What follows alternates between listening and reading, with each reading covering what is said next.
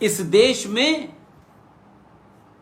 देश के गद्दारों का, इस देश को तोड़ने वाले टुकड़े टुकड़े गैंग का, इस देश के टीवी चैनलों का जो भारत की भाषा और भारत की संस्कृति और भारत के आदर्श पुरुष का अपमान करते हो, हजारों साल की संस्कृति का उपहास करते हो, ऐसे फिल्मी कैरेक्टर और ऐसे फिल्मी डायरेक्टर और कंडक्टरों का बहिष्कार करिए, अहिंसा का इस्तेमाल करिए। उनको गोली मारने या हिंसा करने की जरूरत नहीं है, सिर्फ उनके अपने घर बैठे बैठे उन टीवी चैनलों का जिन्होंने भारत की संस्कृति सनातन का उपहास किया है, जो भारत के तोड़ने वालों को ग्लोरीफाई करते हैं, उनका बहिष्कार कीजिए, अहिंसा से कीजिए, बिना हथियार उठाए कीजिए।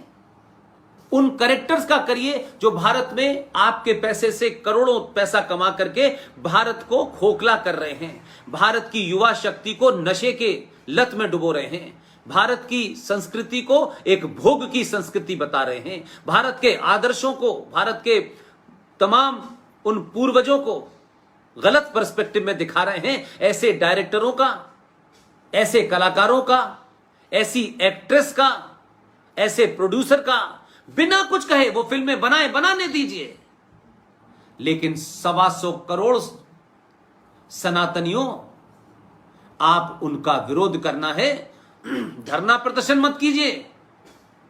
आप ये कहिए कि ये 300-400 रुपए की टिकट हम देंगे, खरीदेंगे, और देशद्रोही ये जो पूरा फिल्म इंडस्ट्री का जो बिजनेस चल रहा है, जो टेलीविजन का बिजनेस चल रहा है, जो विश्वविद्यालयों के अंदर नारे लग रहे हैं कि हिंदुओं की कब्र बनेगी एएमयू में, हमें चाहिए जिन्ना वाली आजादी, ये जो आप देखते हैं उस्मानिया यूनिवर्सिटी में, हैदराबाद के अंदर, आसाम के अंदर, बंगाल के अंदर, दिल्ली के अंदर, अलीगढ़ के अंदर, रामपुर के अंदर, इन तमाम शक्तियों का बहिष्कार करिए। और बहिष्कार करे घर बैठे बैठे कर सकते हैं।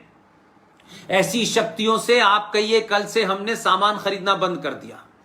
हम इस देश में उन राष्ट्रवादी शक्तियों को मजबूत करेंगे जो राष्ट्र के प्रति चिंतित हैं, जो राष्ट्र से गद्दारी नहीं कर रहे, जो राष्ट्र के लिए सोच रखते हैं, हम उनको मजबूत करेंगे। इसमें हिंसा की जरूरत ही नहीं है। इस अहिंसा के गांधी जी के फॉर्मूले को अपनाइए। जो लोग इस देश में, इस देश के खिलाफ आपके पैसे से पैसा कमाते हैं और उन दुश्मन देशों में जाकर के प्रोग्राम करते हैं, जो पैसा वहां बढ़ता है, उसी पैसे से आपके देश में अजमल कसाब जैसा एक जिहादी आता है। इस देश के केरला के अंदर अब्दुल नजीर मदनी जैसा बम धमाकों का मास्टरमाइंड आता है। ये आजम खान जैसा मक्कार मुनाफिक गद्दार पैदा होता है। और ये तमाम सारे लोग हैं। हर उस बिजनेस को जो देश के खिलाफ ताकतें चला रही हैं, उसका बहिष्कार करिए। फिल्मों का बहिष्कार करिए, टीवी ऐसे चैनलों का बहिष्कार करिए जो सुबह से शाम तक भारत को गालियां देते हैं। हर अखबार का बहिष्कार करिए। आपको क्या प्रॉब्लम है? आज अखबार आपके मोबाइल पर है। वो ताकतें जो लगातार अपने बड़े बड़े आर्टिकलों में इस देश के खिलाफ लिखती हैं, इस देश की एक खास सोच के खिलाफ लिखती हैं, और एक वही चाटुकारिता की संस्कृति को आगे बढ़ाना चाहती हैं। राजनीतिक तौर पे मैं नहीं कह रहा, ये इतना आपको भी बोध है कि हम राष्ट्र में कैसे लोगों को चुने और उन्हें क्यों ताकत दें, और जब वो सत्ता पे आ जाएं तो उनसे राष्ट्र में के प्रति जो जघन्य अपराध हुए हैं उनको ठीक कराएं, मेरा और तेरा से ऊपर उठें। जो देश में बाहर से करोड़ों अरबों रुपया यहां के कन्वर्जन के लिए आ रहा है, ये जो क्षेत्रवाद की भावना फैलाने के लिए विदेशों से अरबों खरबों रुपया आ रहा है, अलग अलग तरीकों से आ रहा है, आप उनका बहिष्कार करिए। आप ऐसे लोगों का भी बहिष्कार करिए जिन्होंने अपना एक संगठन बनाया और चाइना से करोड़ों रुपए की इमदाद ली, और भारत के बजट में एक एनजीओ के लिए 100 करोड़ रुपया रखा गया। ये तो मैं समझता हूं कि भारत के सनातनियों को, मुझे लगता है कि कोई भी दुनिया में सुनेगा तो कहेगा इस देश के नागरिक क्या इतने सोए हुए हैं। मई के महीने में राजीव गांधी की हत्या होती है, 1 महीने बाद राजीव गांधी फाउंडेशन बनकर तैयार हो जाता है। और राजीव गांधी फाउंडेशन के लिए भारत का जब बजट पेश होता है, फाइनेंस मिनिस्टर बजट पेश कर रहे होते हैं, उस बजट में 100 करोड़ रुपया उस एनजीओ के लिए रखा जाता है। और वो एनजीओ चाइना से पैसे लेती है, चाइना के साथ उनकी सांठगांठ होती है। भाई किस बजट में किसी एनजीओ में, भाई मेरी कोई एनजीओ हो तो मुझे दे दीजिए। हजारों इस देश में राष्ट्रवादी लोग काम कर रहे हैं, मेरी तो कोई एनजीओ है नहीं। हजारों राष्ट्रवादी इस देश में काम कर रहे हैं, उनको दे दीजिए, उनका भी बजट बताइए, सबको दीजिए बजट। फिर इन्हीं को बजट देने की क्या आवश्यकता है? लेकिन हम चुपे बोले नहीं हम लोग। मेरा मानना है कि गांधी जी के आज के जन्मदिन पर 2 ही सीख लेनी चाहिए कि अब हम न किसी की गलत बात बर्दाश्त करेंगे और ना ही किसी झूठे को हम अपने बीच रहने देंगे। और कोई हमें एक गाल पे चांटा मारने की धमकी देगा तो हम उसका मुंह ही तोड़ देंगे। यह मैं हिंसा नहीं कह रहा, लेकिन ये वो दौर चला गया कि मारने वाला थक जाएगा लेकिन पिटने वाले हम नहीं थकेंगे।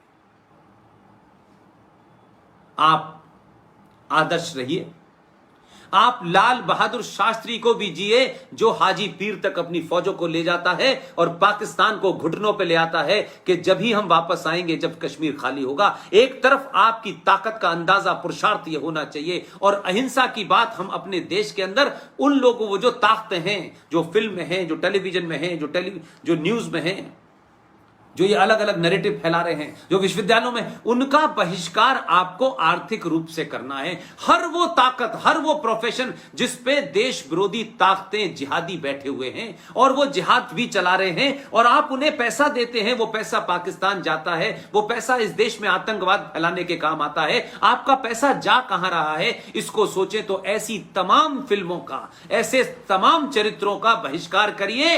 एक बार 6 महीने की मैं अपील करता हूं आपसे।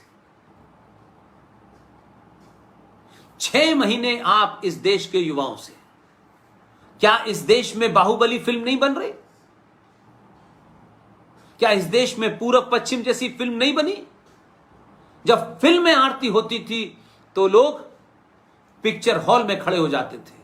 और मुझे सौभाग्य है कि जिस आदमी की यह फिल्म थी वो जीवित हैं, मनोज कुमार जी। मैं जल्दी ही उनसे मिलने वाला हूं, मेरी उनकी बीच में बातचीत होती रहती है। कुछ कोरोना काल की वजह से मैं नहीं जा पा रहा।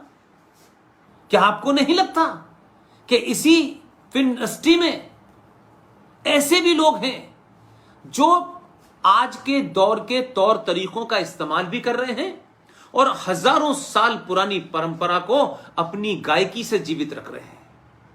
कैलाश खेर मेरे छोटे भाई की तरह हैं, उनको सुनिए। कब तक ये झूठे मौला रे मौला के गीत सुनेंगे भाई,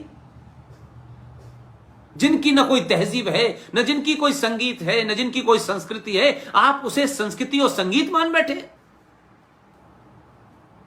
आप अपने आप को जानिए, अपने पुरुषार्थ को समझिए, अपनी सभ्यता को समझिए, अपने सरोकारों को समझिए, अपनी आस्थाओं को समझिए। और मैं फिर आखिर में कहूंगा कि आप एक बात का ध्यान जरूर रखें कि राज्य में और राष्ट्र में फर्क करना सीखें।